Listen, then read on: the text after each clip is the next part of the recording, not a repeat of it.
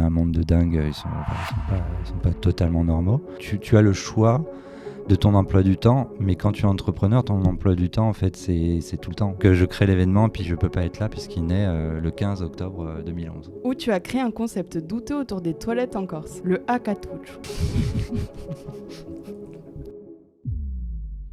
Qu'est-ce que tu penses de ce nouveau décor ? C'est magnifique. Donc, nouveauté aussi cette saison, c'est qu'il y a des petits papiers au milieu de la table. Et c'est que pour chaque nouvelle thématique, tu vas retourner un petit papier. D'accord. Et ça va te poser une question, donc tu vas devoir répondre à la question. Donc, tu peux retourner le premier papier. Qui est Jean Leccia ? Oh, disons, c'est vaste. C'est très vaste. Du coup, ta taille, ton poids... Ouais, c'est ça. Alors 1m88, le poids ça varie. Je suis le directeur de l'association EMAO, le président d'ICO, la SAS-ICO. Alors moi j'ai commencé dans le monde un peu commercial puisque j'ai travaillé, je vendais des automatismes industriels pour l'industrie française. Ça m'a royalement emmerdé. J'ai fait ça pendant 6 à 8 mois et puis très vite j'ai voulu créer ma première entreprise. Je devais avoir 22 ans. Délice Corsica. Délice Corsica. Je ne sais pas où tu es allé chercher ça. Sur ton profil LinkedIn. Ah d'accord, je l'avais mis sur le profil LinkedIn. Tu vois, oui. Je le regarde pas assez. Ah oui, c'est possible. Ouais, voilà. Donc j'ai créé cette entreprise où je vendais des produits corses sur le continent, dans la région de Fontainebleau. Je faisais les marchés gourmands, je vendais à des épiceries fines, etc. J'avais mobilisé toute ma famille, ma sœur faisait les approvisionnements en Corse, elle faisait les tours des producteurs, et moi je vendais des produits d'exception d'ailleurs à l'époque où les règles sanitaires, machin et tout ça étaient un petit peu plus souples, donc ça nous a permis d'avoir des super produits, ça marchait super bien. C'est un boulot à 21 ans, 22 ans qui est un petit peu dur parce que à 21, 22 ans, on fait la fête, mais en même temps, quand on fait les marchés, les foires gourmandes... Ça commence à 6h ? On se lève à 4h du matin, tous les week-ends. Donc, quand on se lève à 4h du matin et qu'on ne s'est pas couché, y a un moment où c'est un peu fatigant. Là, je vous parle vraiment de moi. Hein. Au final, comme je faisais pas mal la fête, il y a des artistes de musique électronique internationaux qui étaient des amis, qui m'ont dit Jean, tu veux pas arrêter ce que tu fais, et puis nous, on a besoin de quelqu'un pour s'occuper de nous, gérer les tournées, vendre les disques, faire la promo, puisqu'ils tournaient dans le monde entier. J'ai dû réfléchir 5 secondes et demie. J'ai dit oui. J'ai arrêté Délice Corsica et je me suis lancé donc je suis devenu label manager d'un label qui était situé dans le Marais à Paris, qui s'appelait 3D Vision Records. Et donc j'ai géré toute la production des disques, tout le catalogue éditorial, on faisait les tournées, donc j'ai beaucoup voyagé avec les artistes dans des pays comme le Japon, le Mexique, le Canada, machin. Voilà, c'était une chouette période. Ensuite, c'était un style très particulier de musique électronique. Et moi j'aimais un peu toutes les musiques.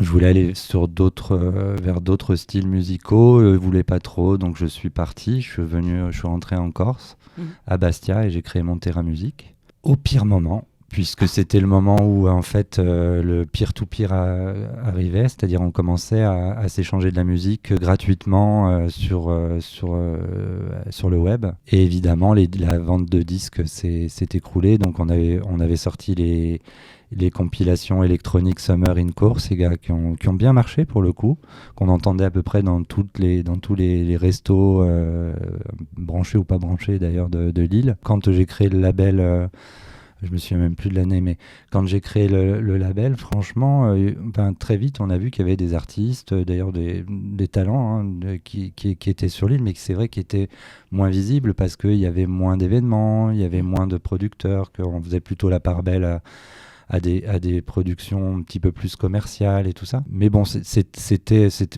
commercialement, ça a été très compliqué. Donc, on ferme la boîte. En même temps, donc là, c'est là qu'arrive l'association EMAO. Pour rendre à César ce qui appartient à César, en fait, on faisait en fait les plateaux électro du Festival du Vent de Serge et Karina Oru. Donc, ils nous demandaient en fait de faire des ateliers donc il y avait les artistes qu'on avait programmés pour les soirées. Et la journée, on faisait des ateliers. Ils nous demandaient de faire des ateliers gratuitement pour les enfants. MAO, musique assistée par ordinateur. Et donc, on fait ces ateliers, mais voilà, dans la logique de la demande des organisateurs du Festivent. Et là, il y a une dame de la ville de Bastia qui était directrice du qui est directrice du contrat de ville, qui passe devant et qui dit mais c'est super ce que vous faites, est-ce que vous êtes en capacité de faire des ateliers dans les quartiers à Bastia? Et nous on lui dit au début non, parce que là les artistes ils le font parce qu'ils sont là et que ça rentre dans la programmation du Festival du Vent, mais ils peuvent pas faire ça, on peut pas demander aux artistes de faire ça gratuitement tout le temps. Et là elle dit mais non, mais nous on a des budgets, on recherche des ateliers un peu attractifs pour que les jeunes viennent. Bon, banco. Et là l'association MAO n'existe pas encore, donc on passe par une asso de copines de Balagne qui s'appelait Bacala Production, et on propose notre premier dossier au contrat de ville de Bastia, et ça marche super bien. Donc qu'est-ce qu'on fait? Alors moi j'ai toujours mon terrain musique. Un des artistes avec qui on avait mis ça en place, avec lui, on décide de monter MAO à Marseille. Donc lui, il monte MAO à Marseille, moi je l'aide à le structurer, à déposer des dossiers en Corse et tout ça, lui à Marseille. Moi j'ai toujours mon terrain musique, j'arrête mon terrain musique, je repars à Paris travailler dans une boîte de prod, pareil, comme les automatismes industriels, ça m'a fait chier. J'ai fait 6 mois et je me suis concentré ensuite sur MAO qu'on a développé. Et donc en fait on développe MAO. MAO ensuite on déplace le siège de Marseille à Bastia en 2013 et on se concentre sur la Corse principalement. On a MAO et puis depuis cette année ICO qui est une SAS qu'on a créée pour développer toutes les activités je dirais commerciales et un peu économiques qui étaient avant portées par MAO et qui maintenant le seront par ICO. Génial. Je te laisse prendre un nouveau petit papier. 33. 33. Qu'est-ce que c'est? Alors, je ne sais pas. Qu'est-ce que... À part un truc de médecin, non? Non. Dites 33, non, je sais pas. Non, c'est pas ça. Tu cumules en tout 33 ans d'entrepreneuriat. Ah oui? Oui. Ah bah t'as fait le calcul pour moi. J'ai fait le calcul pour toi via LinkedIn, donc si c'est pas bien noté sur LinkedIn, c'est faux. Mais bon. Non, c'est sur LinkedIn, c'est ça, hein. C'est marrant. Tu as toujours voulu entreprendre? En fait, je suis d'une famille de grands entrepreneurs puisqu'ils sont tous les deux enseignants. Mon père était directeur d'école, ma mère était institutrice, enfin les grands-parents qui étaient instituteurs à Bastia, enfin bref. Donc non, c'est vrai que je suis pas d'une famille d'entrepreneurs, mais c'est à la sortie j'ai fait assez peu d'études. J'ai fait un BTS force de vente que j'ai laissé tomber, et ensuite action commerciale.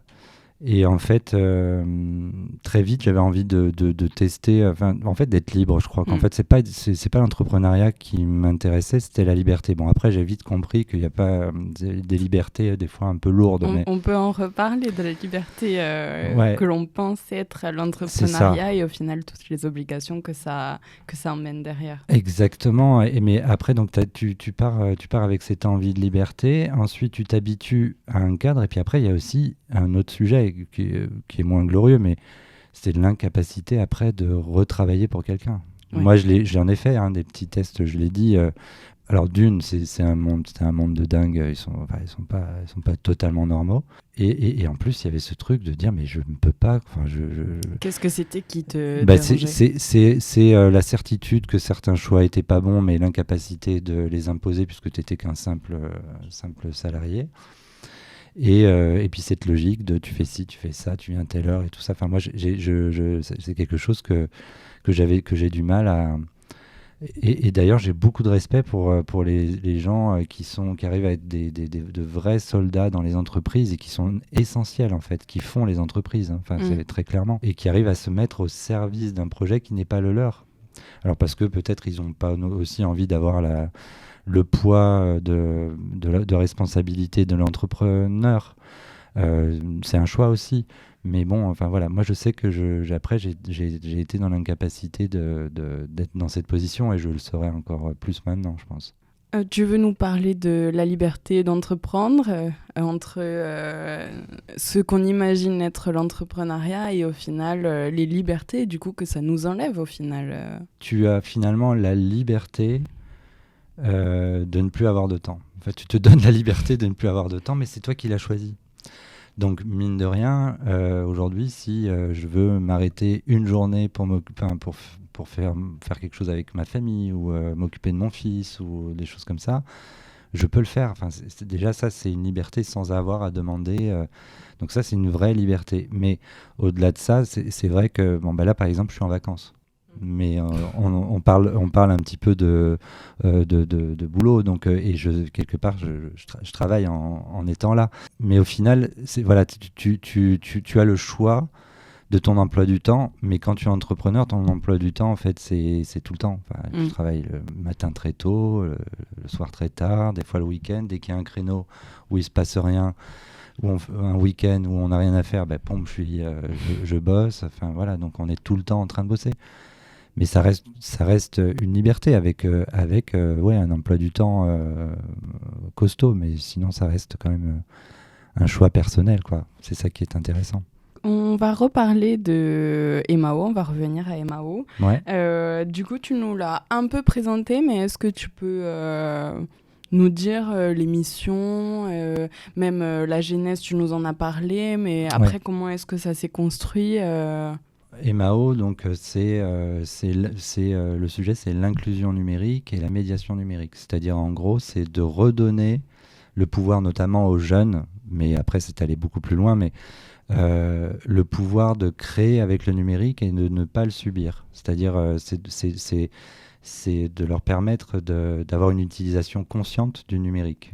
Parce qu'en fait, le numérique, c'est un super outil. On voit beaucoup de dangers. D'ailleurs, on travaille beaucoup sur les dangers du numérique et cette addiction que peuvent avoir aujourd'hui les jeunes. Mais on se rend compte que le numérique peut être un outil de créativité énorme, que ce soit pour être artiste, mais professionnellement aussi, devenir développeur, créer, être graphiste, mais aussi faire de la musique, si on veut faire de la musique. Donc c'était vraiment l'ADN d'Emao du départ. Notre association a été la première association en France à avoir été créée autour de l'inclusion numérique. On était les seuls à faire de l'inclusion numérique au niveau national, à vraiment exclusivement là-dessus. Après, il y avait plein d'assos qui faisait ça, mais qui pouvait être une asso de théâtre qui se disait tiens, on va faire des ateliers musique assistée par ordinateur ou des trucs comme ça. Mais vraiment, exclusivement sur ces sujets, on était les seuls. Ce qui fait qu'en fait, en étant à Marseille et en Corse, on était appelés à Strasbourg, en Bretagne, à Toulouse, et on allait un petit peu partout. Alors très vite, on s'est rendu compte que c'était pas intéressant, que ça coûtait trop cher aux structures de nous accueillir, entre le transport, les machins, le logement, les trucs. Et donc voilà, donc ça c'est ce qu'était Emao au début. Puis après en Corse, ce qui s'est passé, c'est qu'on s'est dit, tiens, il n'y a pas d'événement autour du numérique. Oui, c'est-à-dire que tu as posé pierre après ouais, pierre. On avançait en se disant, il manque des choses. Tu n'avais pas de stratégie au long terme en te disant, c'est là où je veux aller, je vais faire progressivement. Non. La stratégie, tu l'as construite brique par brique, en fait. Exactement. Il n'y avait pas, c'est ça, il n'y avait pas un objectif commercial, il n'y avait pas un objectif de réussite. On ne se voyait pas finir à 7 employés comme on est là aujourd'hui, pas du tout, quoi. Plutôt de dire, on fait ce qu'on aime, on essaie de faire en sorte d'en vivre, c'est normal aussi, hein. C'est ça aussi, l'économie sociale et solidaire, il y a économie dedans. On a donc avancé petit à petit, on s'est rendu compte, tiens, en Corse, il n'y a pas du tout d'événements autour du numérique, de grands rendez-vous. Et on a créé Bastia Ville Digital en 2011, année de naissance de mon fils, super. On a tenté si bien que j'étais pas là pour le premier événement Bastia Ville Digital que j'avais créé. Mais voilà, c'était pas mal. Comme vie perso, vie pro. Voilà, donc je crée l'événement, puis je peux pas être là puisqu'il naît le 15 octobre 2011. Donc là, on a commencé à s'intéresser, pareil, avec la même logique. On s'est dit, tiens, On aimerait faire un cycle de conférences autour des startups, mais on s'est dit, est-ce qu'il y a un club, enfin un écosystème du monde des startups? Et donc, on a fait un petit peu un appel sur les réseaux pour voir s'il n'y avait pas des entreprises dans des caves, dans les villages, des startups qui existaient. Et il se trouve qu'il y en avait plein. Donc là, on a commencé à les réunir. Bon, qu'est-ce qu'on peut faire? Et au même moment, il y a le phénomène French Tech qui sort. Et puis, il se trouve que les rencontres, en tout cas le réseau, on est devenu proche avec la cofondatrice de French Tech, qui est à la Banque des Territoires, enfin la Caisse des dépôts, et qui nous dit, essayez d'avoir une région French Tech. Puis nous, région French Tech, on a essayé, puis à cette époque-là encore, on était dans l'incapacité d'avoir... on n'avait pas l'écosystème pour être French Tech. Donc je lui ai dit, écoute, on va créer Corsican Tech, et puis on va prendre les codes, on s'en fout de French Tech. Elle dit, vas-y, banco. Donc on a créé Corsican Tech. Ça avait quel objectif? Corsican Tech, l'objectif, c'était de dire, OK, on va donner un drapeau à ces entreprises insulaires, porteuses d'innovation, ces startups. Qui se sentent un peu seules, peut-être? Qui étaient totalement seules. Et on va leur donner ce drapeau-là pour faire un club, genre un genre de fédération de ces acteurs-là pour qu'ils puissent faire écosystème. Parce qu'aujourd'hui, à cette époque-là, il n'y avait pas cet écosystème. Et donc ça a plutôt bien marché, on a fait quelques petites actions, puis après, toujours pareil, c'était le nerf de la guerre, on n'a pas réussi à se faire vraiment financer, donc on a continué à créer des actions. Donc il y en a une d'ailleurs qui perdure, c'est la résidence d'accélération startup. Donc voilà, Corsican Tech, puis après on est allé aussi sur d'autres sujets, j'essaie de faire plus court, puisqu'on est allé, on est allé sur les sujets d'environnement qui nous tenaient à cœur. On va toujours vers là où on a envie d'aller en fait. C'est de créer des produits un peu sur des thèmes qui te tiennent à cœur, ou là, des thèmes sur lesquels tu es engagé. Ça te tient à cœur personnellement? Ça me tient à cœur personnellement, et puis au-delà de ça, parce que Emao, c'est une équipe, quoi, en fait. Je sais que ça tient à cœur l'équipe, en fait. Il y a des gens dans l'équipe qui sont qui sont des porte-drapeaux de la défense de l'environnement et vraiment, je savais que derrière, il allait pouvoir avoir un engagement de l'équipe. Voilà. Là, je pense que j'ai fait, en gros, l'histoire... Le tour de Jean Leitch et des 33 ans. Des 33 ans et d'Emao, surtout, là. Est-ce que vous avez eu des doutes sur vos projets, sur la réussite de certains projets? Là, on a envie d'y aller, ça fait partie de notre engagement personnel d'aller sur ces sujets qui sont d'actualité. Mais est-ce que des fois, il y avait des doutes est-ce que les institutions vont nous suivre? Est-ce que les gens vont comprendre? On a tout le temps des doutes. En fait, quand tu gères une association, je pense que tu es obligé d'avoir des doutes parce que tu dépends quand même pas mal, justement, d'acteurs publics qui vont pouvoir, comme tu viens de dire, comprendre ton projet et surtout se dire, ce projet qui nous propose correspond avec la politique qu'on veut mettre en place ou alors peut correspondre à la politique qu'on voudrait mettre en place. Donc on est toujours dans le doute. Après, c'est vrai que j'insiste sur le fait que Emao, c'est avant tout une équipe. C'est-à-dire qu'aujourd'hui, on est à Bastia, à Ajaccio. Sont des projets qui sont portés individuellement par des entités de l'équipe Emao. Et parfois, il y a des projets qu'on a envie de développer et qu'on a du mal à faire passer parce que c'est un petit peu plus, je dirais, nébuleux. Les gens ne comprennent pas alors que nous, on connaît l'intérêt de ce projet. Donc des fois, oui, c'est compliqué. Et puis des fois, ça coule de source. Ça dépend en fait. Ça dépend vraiment des projets. Mais parce qu'on va sur différents champs. Là, j'ai fait un résumé d'Emao, mais on est sur l'esprit critique, sur l'accompagnement au métier du numérique, sur les dangers du numérique, sur la sobriété numérique pour les entreprises. On est sur vraiment plein de sujets. Donc, mais oui, quand tu es une association, je crois que tu sais ce que c'est, tu as toujours des doutes, quoi. Tu sais pas, c'est tous les ans, tu remets en question ton modèle et tout ça. Il y a un autre sujet, c'est que tu vois, quand tu te développes, tu te dis, il se développe, et à l'extérieur, ils se disent, Emao, c'est énorme. Mais c'est au moment où tu te développes que ça devient dangereux. C'est pas au moment où tu es 2-3, où tu sais que tu peux maîtriser les choses, où c'est facile de mettre un petit coup de collier pour pouvoir avoir les budgets qu'il te faut pour pouvoir faire l'année et tout ça. Et puis tu te retrouves à faire de l'intérêt général, mais sur tes deniers, en fait, sur l'énergie d'une équipe qui n'est pas rémunérée pour le faire, ce qui est complètement anormal, puisqu'on on remplit des missions d'intérêt général, mais on n'est pas financé pour ça. Et ça, c'est le vrai sujet que toutes les associations rencontrent. Mais là, c'est presque une tribune politique que je suis en train de faire. Mais en fait, il y a aujourd'hui, et on le sait, il n'y a plus d'aide au fonctionnement des associations, alors que finalement, si on veut leur demander de faire de l'intérêt général, c'est inconcevable qu'il n'y ait pas ces aides au fonctionnement, puisqu'elles remplissent, quand on dit d'intérêt général, c'est qu'elles remplissent les rôles d'acteurs publics, qui n'ont pas ni les ressources, ni les moyens, ni je ne sais trop quoi, pour le faire. Vous enlevez toutes les associations d'un territoire, la fracture sociale est multipliée par 10, par 20 même.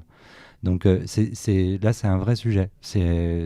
Oui, c'est toujours une remise en question. Mais que ce soit Emao ou je pense à toutes les associations qui sont dans notre cas, quoi. En parlant d'engagement personnel, tu es dans un livre, Le qui est qui numérique, et tu partages ta vision du rôle du numérique pour la Corse. Et tu dis que pour toi, le numérique doit être inclusif, durable et émancipateur. Il s'agit de développer les compétences de tous, tout en préservant notre identité et notre environnement. Le numérique, avec ses avancées telles que l'IA, le quantique et la blockchain, ouvre des horizons infinis pour la Corse. Mais n'oublions pas, le numérique reste un outil. C'est à nous de le maîtriser et de l'utiliser pour façonner un avenir meilleur. C'est beau, hein? C'est beau. Tu te souviens avoir dit ça? J'aurais presque pu le dire. Non, oui, non, mais bien sûr. Oui, ça représente quoi le numérique pour toi? Au final, c'est au cœur de pas mal de tes entreprises. C'est au cœur de pas mal de mes entreprises, mais quand tu regardes un peu autour de toi, c'est au cœur de toutes les entreprises aujourd'hui. Notamment la vague IA, on ne sait pas où elle va nous amener, mais on sait qu'elle va modifier considérablement beaucoup de choses. Et je vais dire la même chose que j'ai dit là, peut-être en moins bien, mais au final, il va falloir très très vite maîtriser ces outils-là. Ça peut être une force, encore une fois, pour la Corse. C'est-à-dire qu'aujourd'hui, le numérique, ça fait partie... on n'est pas un territoire de production, on n'est pas un territoire industriel, donc c'est pas l'industrie qui va développer notre territoire. Donc le numérique, l'industrie pour le coup numérique pourrait le faire. Moi, j'aurais envie de dire aux politiques, mettez des millions dans la formation des jeunes dans ces métiers-là et dans la mise en place de grands projets autour de l'IA, de la blockchain, etc. en Corse. Parce que après, il y a une logique d'attractivité du territoire. Et ça va être des vrais leviers, en fait, pour la Corse, pour le territoire. Ça, c'est pas que ça... ça pourrait. Ouais, si tu dis ça va être, ça veut dire que les politiques ont pris la mesure voilà, quand je dis des politiques, après, bien sûr, il faut que les entreprises s'y mettent. Mais on le sait très bien, hein, si on veut un coup de pouce, il faut quand on est dans un écosystème parisien, toulousain, lyonnais, j'en sais rien, où il y a une activité, un tissu industriel et tout ça, on ne se pose pas la question, on reste là. Pour que la Corse ou la Bretagne ou je sais pas, ou la Creuse deviennent attirants pour ces gens-là, il faut qu'on leur prépare le terrain. Il faut qu'il y ait une volonté politique. Ça passe par peut-être des aides, mais ça passe aussi par mettre en place des infrastructures, mettre en place des grands rendez-vous qui leur permettent de dire tiens, attends, le plus beau rendez-vous autour de ce sujet-là, je l'ai vécu en Corse, qu'est-ce qui se passe en Corse, voilà. Et ça, c'est des choses qui me paraissent essentielles. Et je pense que là, c'est pas la politique des petits pas, il faut y aller franco, parce que tout le monde va aller vers ces sujets-là. Et la Corse, mine de rien, quand on est... aujourd'hui, les jeunes qui sont dans de partout, hein, qui se lancent dans ces métiers-là, Ils sont super mobiles, ils s'en foutent de rester à l'endroit où ils ont fait leurs études ou même à l'endroit où ils sont nés. Ils ont envie, au contraire, de partir. Et très clairement, bon... Avec le full remote, oui, ça a ouvert exactement. de nouvelles façons de travailler. Hein. Exactement. Il y a des talents en Corse qui travaillent de Corse pour des grands studios américains. Et il y a des développeurs, des spécialistes des effets spéciaux. On en a un qui fait les effets spéciaux de Marvel, et qui les fait de Corse, quoi. Et au final, ce qu'il faut en fait faire, c'est réussir à faire en sorte de dire, regardez, là, vous avez un cadre de vie qui est plutôt pas mal. Mais vous avez aussi le potentiel d'avoir l'infrastructure. Donc ça passe par la mise en place d'un Internet qui fonctionne. Je crois que c'est ce qui est en train d'être fait. Ça, c'est primordial, en fait, d'avoir la fibre partout, ce qui a été fait par la collectivité. Ça, mine de rien, je dirais c'est la base. Mais derrière, après, il faut plus que ça, quoi. Il faut mettre le paquet sur de l'événementiel, des grands rendez-vous, des locaux, des infrastructures qui pourraient accueillir et faire écosystème. C'est ce que, dans un sens, fait un peu la M3E, mais pas que sur les sujets numériques, mais sur l'IA, la blockchain, le quantique et tout ça, il y a peut-être beaucoup à faire, en fait. Mais il faut prendre le virage, en fait. Après, c'est ça. Voilà. Faut que la Corse prenne le virage. On va parler maintenant d'ICO. Oui. ICO qui est ta nouvelle société. Qui est notre nouvelle société. Mais c'est ça, oui. Qui a été créée par Emao. Donc, c'est pas moi qui l'ai créé. Ça a été créé par Emao. Parce que dans tout ça, on a appris qu'une association pouvait créer une entreprise. D'accord. Donc Emao a créé la SAS ICO pour porter en fait toutes les activités économiques et pour un peu dépasser le plafond de verre qu'on avait chez Emao, parce qu'en fait on a développé un savoir-faire chez Emao.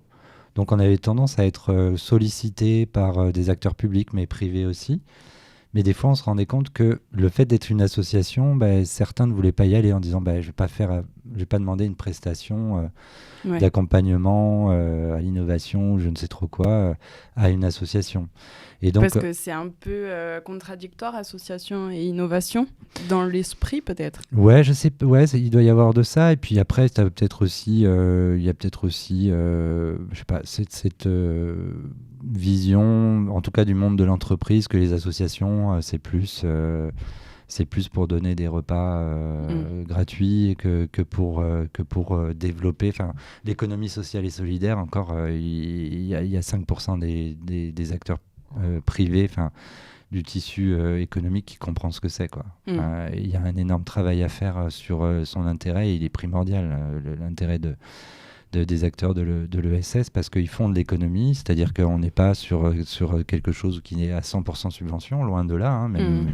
Nous, par exemple, ICO, on est une ESUS, donc une entreprise d'économie sociale et solidaire reconnue, et pourtant on fait aussi du business. Donc on est un studio d'innovation, donc on accompagne les entreprises et les collectivités à repenser, on les accompagne à la conduite de l'innovation, en fait, comment innover dans les politiques publiques, mais comment innover aussi au sein de leur entreprise, comment coopérer entre entreprises pour pouvoir aller un peu plus loin, toutes ces choses-là. Mais on est aussi spécialisé dans la production exécutive d'événements, c'est-à-dire une collectivité ou une entreprise souhaite organiser un événement et on le fait de A à Z pour eux.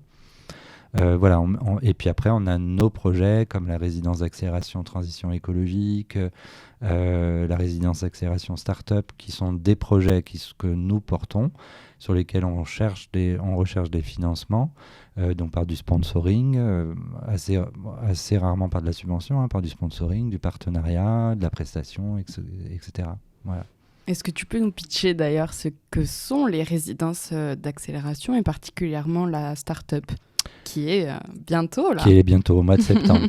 Alors, la résidence d'accélération, c'est un projet qui est... Je vais pas me souvenir... Si, doit être 2016. Moi, je viens du monde artistique. Enfin, j'ai travaillé longtemps dans le monde artistique. Et dans le monde artistique, il y a des résidences d'artistes qui marchent très très bien. C'est-à-dire qu'aujourd'hui, pour créer un spectacle, il y a des artistes qui vont se retrouver vraiment de manière immersive pendant 1 semaine, voire 10 jours, voire 3 semaines, pour travailler un spectacle et à la fin livrer un spectacle nouveau qui va être ensuite diffusé.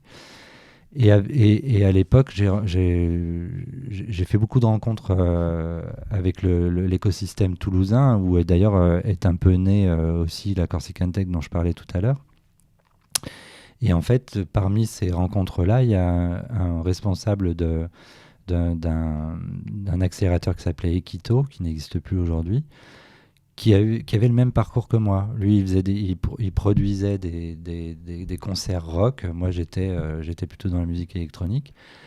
Et autour de une ou plusieurs bières, on a cette idée de dire, mais regarde, les résidences d'artistes, imagine si on l'appliquait pour les startups. Et donc, on crée ce format qui aujourd'hui, maintenant, il y a des choses qui ressemblent. Mais donc, on crée de toutes pièces ce format résidence d'accélération startup. L'alcool, hein. Ouais. Et donc, voilà, donc le principe, c'est d'enfermer en gros 5 entrepreneurs, 5 entreprises, dans un endroit qui est privilégié, puisque ça va être une grande villa, un domaine ou un truc comme ça, où ils ont juste à penser à travailler, puisqu'on leur fait à manger, etc., qui vont travailler la journée, le soir, voilà. Le soir, ils restent sur place, ils n'ont même pas le temps de trajet.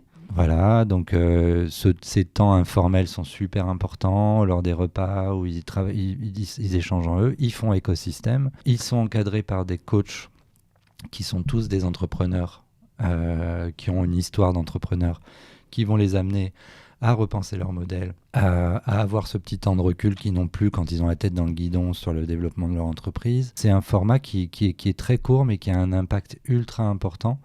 On a tous les retours qu'on a pu avoir, c'est un impact. On sait qu'on fait gagner au moins 6 mois aux entrepreneurs avec ce temps d'arrêt et cette accélération d'1 semaine. C'est quoi les prochaines dates de la résidence d'accélération ? C'est du 8 au 12 septembre. Il y a 5 startups qui ont été sélectionnées. Il y a eu 16 candidatures. Et c'est quoi un peu les activités des entreprises sélectionnées ? Nous, en fait, on accompagne des entrepreneurs qui ont une démarche innovante. Donc, peu importe si c'est une innovation technologique, si on sait que ça va être déployé dans le monde entier très rapidement, hein, ce qui est souvent les objectifs des startups. Hein. Là, on est sur des formats où, par exemple, il y a une entreprise qui fait des maillots de bain. Mais elle a une démarche de production locale qui est remarquable. C'est-à-dire qu'elle produit elle-même ses maillots de bain avec une logique d'éco-responsabilité. Et ça, c'est génial.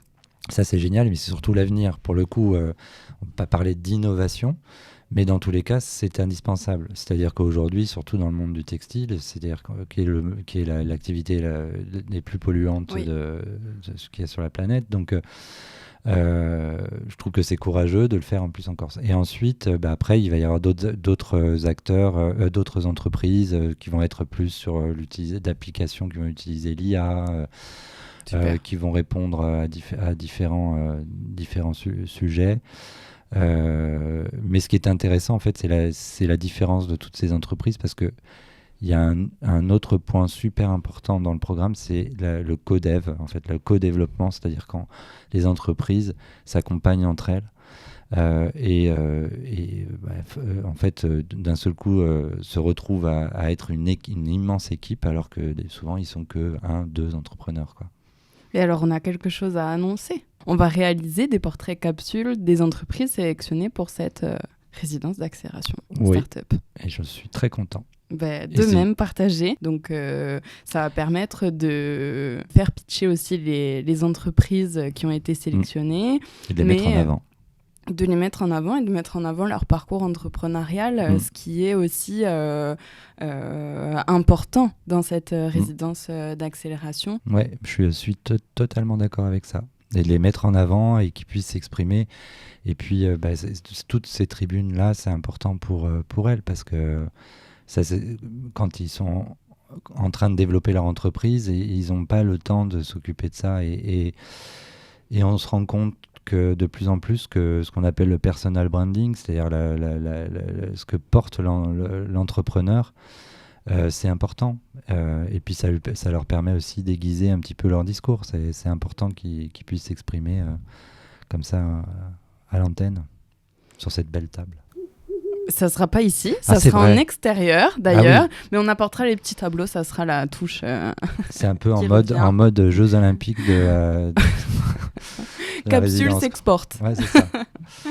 Est-ce que tu dirais que là c'est la 9e édition des résidences d'accélération. Est-ce que tu dirais que les startups que tu as vu passer, même les coachs, les experts qui sont venus à la résidence d'accélération t'ont permis de développer ICO? Moi, si on doit parler un petit peu des partenaires, il faut rappeler que la résidence est portée par la M3E et par la Corsican Tech, qu'il y a d'autres acteurs publics. À l'époque, il y avait eu l'ADEME, mais il y a toujours la CCI, ensuite des acteurs privés. Donc, il y a Mojo qui nous suit depuis plusieurs années, il y a Zindoc, il y a eu La Poste. Cette année, il va y avoir EDF aussi. Voilà. Et aujourd'hui, en fait, moi, ce que j'aimerais, c'est que ces partenaires privés, ce soient des entreprises qui sont passées par la résidence d'accélération et qui ont les moyens de dire moi, je peux venir financer cette résidence qui m'a aidé à un temps donné. Parce que ça voudrait dire que ces entreprises-là sont en capacité de sortir un budget pour venir sponsoriser un événement qui leur tienne à cœur. Et voilà, moi, ça serait ça un peu la réussite. Le jour où une de ces entreprises qui est passée par la résidence dit moi, je suis en mesure de devenir partenaire de la résidence cette année. Voilà, ça serait incroyable. Ça serait super. Alors, je vais te laisser tirer un nouveau papier. Ambition. Est-ce que tu dirais que tu es quelqu'un d'ambitieux? Alors oui, parce qu'en fait, il y a un moment, quand on est seul, finalement, la réussite, tu te dis, c'est pas très... ça réussit pas, tant pis, tu fais autre chose. Quand tu t'embarques des gens, une équipe, là, d'un seul coup, tu te dis, tu te dois, en fait, que ça réussisse. Donc oui, j'ai l'ambition que ces structures se développent, perdurent, qu'ICO se développe, parce que aussi cette ambition un peu qualitative de se dire que j'aimerais petit à petit qu'on ait en Corse en fait les compétences que souvent on va chercher ailleurs. Elles y sont en Corse, mais des fois il faut les déceler déjà. Et puis les personnes des fois partent. Donc déjà de les faire revenir, mais surtout aussi de réussir à former à des méthodologies d'innovation par exemple, des profils ici. Donc ça, oui, il y a cette ambition-là. Après, personnellement, très égoïstement, moi, ma seule ambition, c'est de ne pas m'emmerder, en fait. Et c'est pas une ambition financière de pouvoir m'acheter un yacht ou un truc comme ça, mais loin de là. C'est pour ça qu'en fait, moi, la logique de l'ESS me convient complètement. Moi, je lutte contre l'ennui, en fait. Et en fait, en luttant contre l'ennui, on avance. Parce qu'on crée, en fait. Et moi, je m'emmerde très vite. Donc c'est plutôt ça, moi, mon ambition. C'est de pas m'ennuyer jusqu'à ce que je sois à la retraite. Le management, c'est vraiment quelque chose qui revient pas mal lors des interviews portraits. C'est vraiment quelque chose de compliqué pour les entrepreneurs, l'humain. Comment tu arrives à trouver tes talents qui restent avec toi? Parce qu'on connaît l'équipe parce que c'est la même depuis des années. Je sais pas, peut-être que je sais fédérer. Je pense pas que... très honnêtement, je l'espère pas d'ailleurs parce que c'est ultra dangereux. Je pense pas que les gens soient dans le projet pour moi. Ils sont pas... je l'espère pas vraiment. Même j'en suis sûr. Ils sont dans le projet parce que le projet les intéresse. Et en fait, il y a une diversité d'actions qui est incroyable. Il y a une liberté aussi d'agir, c'est-à-dire que demain, n'importe quel membre de l'équipe, je voudrais faire ça, je vais faire ça, ils le font, quoi. Voilà. qui est assez large. Et puis c'est vrai qu'on on est sur une... que ce soit MAO ou ICO, en fait, on ne s'ennuie pas parce qu'il y a beaucoup d'activités, il y a beaucoup de formats, il y a beaucoup de programmes, process différents. Je pense que c'est plus, c'est plus l'activité en elle-même qui fait qu'on réussisse à garder ces talents dont tu parles. Et la cohésion d'équipe, comment tu fais? Parce que vous êtes un peu tous éparpillés aussi. Avec des caractères de cochon en plus, pour certains, on dirait pas comme ça, mais... Tu veux en parler? Non, pas du tout, pas du tout. Mais non, mais c'est ce qui fait notre force, les caractères de cochon, les caractères plus cool et tout. La cohésion, c'est difficile. Enfin, c'est difficile. En fait, tu te rends compte, il faut pas trop. C'est difficile de lâcher. Et en même temps, moi, ce qu'on essaye de faire, c'est de faire en sorte que la cohésion, elle soit amenée aussi par l'équipe. C'est-à-dire que quand il y a quelqu'un de l'équipe qui a un petit coup de mou, que ce soit pas simplement la personne qui est reconnue responsable de la structure qui y répondent, ça peut être aussi les collègues. Enfin, il y a vraiment cette logique-là. C'est vraiment... je pense que c'est une... Parce que vous êtes tous éparpillés. Tu es à Paris, si je me trompe pas. Entre Paris et la Corse, ouais. Il y a des membres de ton équipe qui sont à Bastia, d'autres à Ajaccio. Vous faites très souvent du télétravail. Ouais. Il y a une personne qui est à Toulouse. Ouais. Ah ouais, c'est... La cohésion d'équipe en visio. La cohésion d'équipe en visio, c'est bien la preuve que c'est le projet, quoi. Par exemple, la personne qu'on a recrutée sur ICO et qui est à Toulouse, c'est le projet qui l'a intéressée. Elle a quand même quitté son travail pour nous rejoindre. Donc c'est le projet. Et le projet, en fait, quand il t'intéresse, tu peux le faire de n'importe où, quoi. Peu importe. Et après, la cohésion d'équipe, on a pris quelques habitudes de travail qui fait que on arrive à l'avoir en visio. Et aussi dans les rendez-vous réguliers qu'on organise qui nous permettent d'être ensemble. Donc voilà. Après, le reste du temps, on bosse, quoi, autour des projets. Je vais te laisser tirer la dernière carte. Tes conseils pour entreprendre. Vaste question. Alors, par exemple, un des trucs, quand j'ai monté la boîte, je me suis dit, j'avais un petit reste de chômage, je sais pas quoi. J'ai dit, je me prends pas de salaire, c'est pas grave, la boîte à un moment va marcher et je pourrais me payer. Et à cette époque-là, on est content d'avoir une famille qui est aidante. Aimante aussi, évidemment, mais aidante. Mais parce qu'au final, tu te rends compte que ça rentre pas parce que ça se développe pas comme il fallait. Donc, un des conseils que je donnerais, c'est que quand on imagine sa boîte, il faut d'ores et déjà... la première des choses à faire, c'est de se dire, je me paye. La première des choses, c'est je me paye parce que de toute façon, ça doit arriver. C'est-à-dire que tu peux pas faire ça pour la gloire. Donc le premier élément à mettre sur un budget, c'est ton salaire. Peu importe, tu n'es pas obligé d'avoir un salaire de ministre, mais d'avoir de quoi bouffer, de ne pas te poser la question, de dire... parce que quand on doit entreprendre, il faut qu'on ait quand même l'esprit relativement libre. De se dire que c'est papa-maman, alors que j'ai 35 ans, je dis n'importe quoi, qui m'aide parce que ça peut être lourd. C'est-à-dire qu'on est un peu redevable, on se sent un peu amoindri. Et en fait, je pense qu'il faut se dire, je me paye avant tout. Et très vite, si j'ai plus assez d'argent pour me payer, c'est que la boîte ne fonctionne pas, quoi, dans l'absolu. Ou alors, après, je suis peut-être un peu extrême, ou alors c'est de se dire, les 6 premiers mois, évidemment, il faut que l'activité, il faut qu'il y ait quand même de l'argent qui rentre. On n'a pas tout le temps la chance de pouvoir avoir un emprunt bancaire qui va faire ta trésorerie.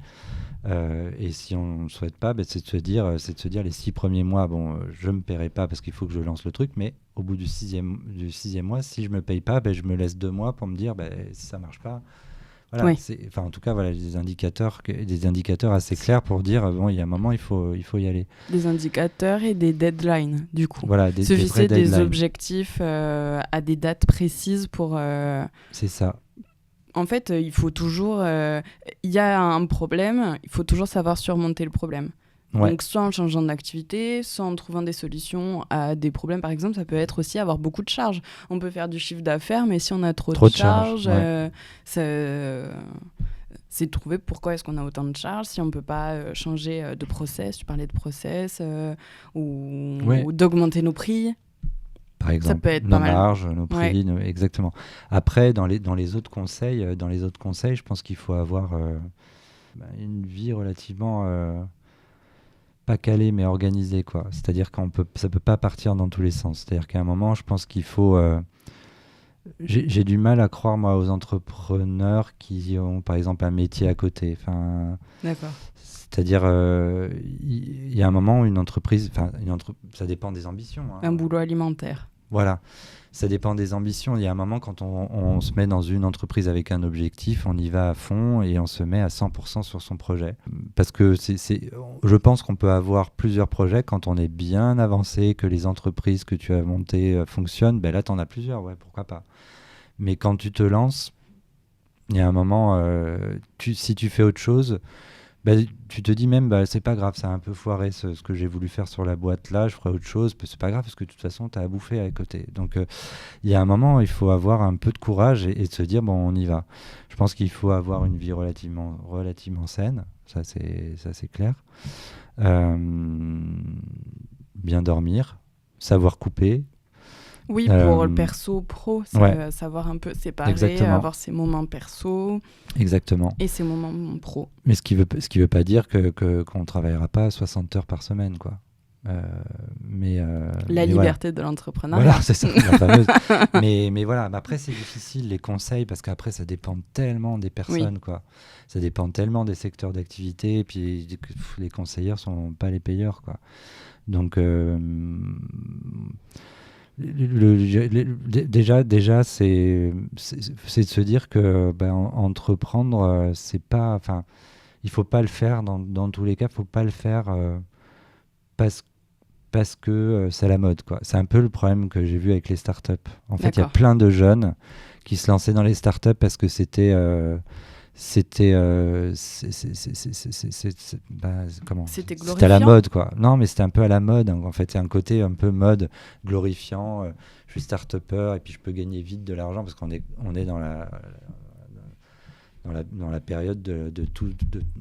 Tout va vite. Tout va vite, il faut tout avoir vite, il faut que ça rentre vite, faut que. Voilà. Je suis un milliardaire à 30 ans. Voilà, c'est ça, exactement. Et c'était ce message. Sans beaucoup travailler. Voilà. et c'était ce message qu'envoyait un peu en fait, la Startup Nation. C'est que c'était possible parce qu'on a montré quelques réussites qu'on a d'ailleurs masquées. On a expliqué que cette grosse boîte américaine. Avec juste une bonne idée à gagner, mais sauf que derrière, tu apprends qu'il y avait des commerciaux partout avec des millions qui ont été injectés pour pouvoir faire en sorte que cette boîte fonctionne. Donc, mais ça, ils le cachent et ils te montrent quelque chose de joli. Donc, il y avait plein de... Donc, il faut, en fait, tout le monde... Moi, il y a des gens qui disent tout le monde peut être entrepreneur. Moi, j'y crois pas du tout, en fait. J'y crois pas du tout. Il y a des gens dont la position est beaucoup plus faite pour être au service d'un projet. Et ils sont plus et ils seront bien meilleurs d'ailleurs. D'être entrepreneur au sein même d'une structure. Ouais, enfin d'être au service d'un projet. Moi, je crois pas trop que tout le monde puisse être entrepreneur. On le voit parce qu'il y a des fois il y a des entrepreneurs qui arrêtent. Ils ont arrêté alors pour moi, en tout cas, ils n'avaient pas encore commencé. Pour eux, c'était trop dur, ça marchait pas, mais pour moi, ils n'ont pas encore commencé, quoi. Mais ça, c'est parce que, en fait, oui, il y a cette fameuse réalité du fait que si on veut que ça fonctionne et si on veut avoir à bouffer à la fin du mois, enfin tous les mois, il faut faire plus, en fait. Que quand tu es salarié, tu sais que tu as ton salaire qui tombe, qu'il soit gros ou pas, mais tu as ton salaire qui tombe. Donc je suis pas convaincu que tout le monde puisse être entrepreneur. C'est peut-être le mot de la fin. Et vu qu'on a parlé de moi pendant longtemps, tu me disais tout à l'heure, moi je ne me pensais pas entrepreneur quand j'ai commencé à faire ça. J'ai mis des trucs et je me pensais pas entrepreneur, aucunement. J'ai plutôt une tendance feignante, contrairement à ce qu'on pourrait penser. Je suis assez feignant. Bizarrement. C'est paradoxal, mais c'est comme ça. Voilà.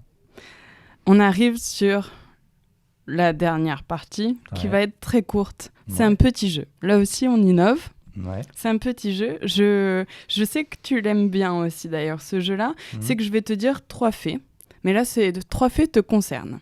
Il y en a 2 qui sont des homonymes à toi. Et il y en a un, c'est un fait sur toi. Donc, tu vas devoir dire quel fait te concerne et l'expliquer. D'accord. Vas-y. Alors, tu as été stagiaire événementiel à l'hôtel Plaza Athénée à Paris. Tu es au cœur d'une affaire cold case où tu as créé un concept douteux autour des toilettes en Corse. Le Hakatouch. Ah purée, ça c'est heureusement qu'on a vite coupé le robinet parce qu'on aurait été ridicule ouais. Et ça c'est à cause de vous, c'est à cause des Ajacciens parce qu'en fait c'est Hakatouch, c'est vraiment une expression ajaxienne. Et oui, ça C'était en quelle année ça ? C'était il n'y a pas si longtemps en fait, c'est le hackathon junior en fait, le hackathon pour les enfants. On voulait faire un hackathon pour les enfants, puis on cherchait des noms et tout. Et je vais pas dire le nom de la personne aussi qui nous a donné le... Parce qu'elle est ajaxienne ? Non, parce qu'elle est bastiaise, mais elle est dans ce monde, elle est bastiaise, et elle est dans ce monde de la start-up et tout ça. Bien, hackathouch, c'est bien. Et oui, je dis, allez, bon, pam, tac, tac, on sort ce truc-là. Mais à aucun moment, en fait, au début, moi, je l'avais déjà entendu, finalement, cette expression plutôt ajaxienne. Et bon, tac, on le sort, puis d'un seul coup, on commence à avoir des rires. Mais peut-être que tu as fait partie des gens qui ont fait des remarques. Je dis, mais qu'est-ce qui se passe ? Et bien sûr... Non, moi, c'est une anecdote que tu m'as racontée parce qu'il y avait déjà eu un petit bad buzz. Il y a eu un petit bad buzz qui a été très court parce qu'on a on a rigolé avec eux. On a rigolé avec les Ajacciens et... Vous avez changé de nom. Et on a changé de nom. Le hackathon junior, je crois qu'on l'a appelé. Oui, voilà, plus simple. Plus simple.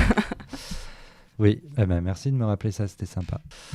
Une petite phrase pour conclure cette interview. Non, merci. Moi, je suis encore une fois super fier d'être le premier à être dans cette capsule bleu-vert, je sais pas comment. Voilà. Oui. Et dans ce studio, je suis très très fier, très content. De même. Ça fait du bien aussi finalement de parler de toi, de parler de soi. C'est une petite introspection. Exactement. Et un côté un peu psy. Oui, on me le dit. Ouais, c'est marrant. Mais je te remercie beaucoup en tout cas Merci à toi. de ce moment d'échange. Merci beaucoup. Et du coup, on se retrouve à la résidence d'accélération. Avec les 5 entreprises. Avec les 5 entrepreneurs pour faire leur capsule. Super, merci pour eux.